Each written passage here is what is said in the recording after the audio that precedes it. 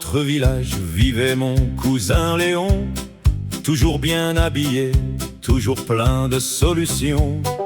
Quand il te croisait sur le chemin du marché, tu savais déjà ce qu'il allait demander.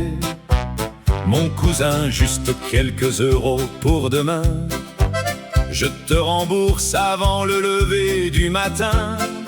Il parlait si bien qu'on finissait souvent par lui tendre la pièce en souriant gentiment.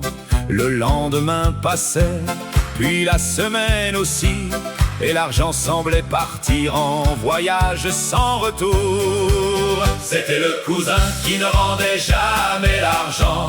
Il empruntait lundi, disparaissait jusqu'au printemps. Chaque promesse sonnait comme un engagement, mais les billets ne revenaient jamais vraiment. Le cousin qui ne rendait jamais l'argent était riche en paroles, pauvre en remboursement. Tout le village connaissait pourtant la chanson, mais tombait encore dans le piège de ses explications. Il devait au boulanger, au boucher, au coiffeur, au facteur, au garagiste et même au pêcheur. La vieille Lucette tenait un petit cahier où elle notait tout ce qu'il avait emprunté. Quand on lui parlait d'une dette à rembourser, il trouvait toujours une nouvelle vérité. J'allais justement venir te voir aujourd'hui, une phrase qu'il répétait depuis des années déjà. Chaque excuse semblait plus belle que la précédente, et chaque créancier repartait sans son argent. C'était le cousin qui ne rendait jamais l'argent. Il empruntait lundi, disparaissait jusqu'au printemps. Chaque promesse sonnait comme un engagement, mais les billets ne revenaient jamais vraiment. Le cousin qui ne rendait jamais l'argent était riche en paroles, pauvre en remboursement. Tout le village connaissait pourtant la chanson, mais tombait encore dans le piège de ses explications. Un jour les habitants décidèrent discrètement de lui donner une bonne leçon gentiment. Quand Léon demanda encore un petit prêt, tout le monde répondit exactement la même chose. Mon cousin, reviens demain matin, je te donnerai sûrement ce dont tu as besoin.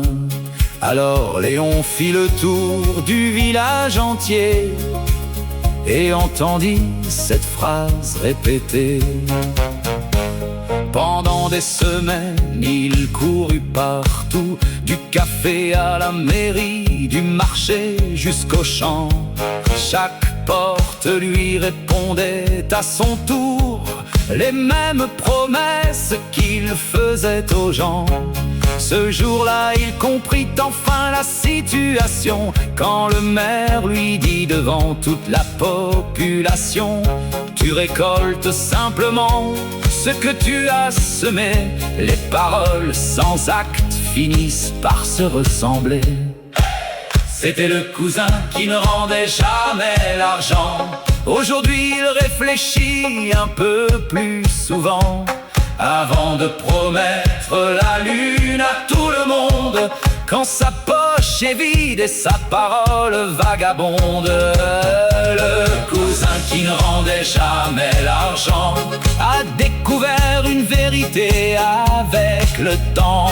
La confiance est un trésor bien plus précieux que tous les billets qu'on oublie peu à peu. Depuis ce jour, quand il emprunte quelque chose, il revient toujours avant que la dette ne repose. Et dans le village, on raconte encore souvent l'histoire du cousin qui ne rendait jamais l'argent.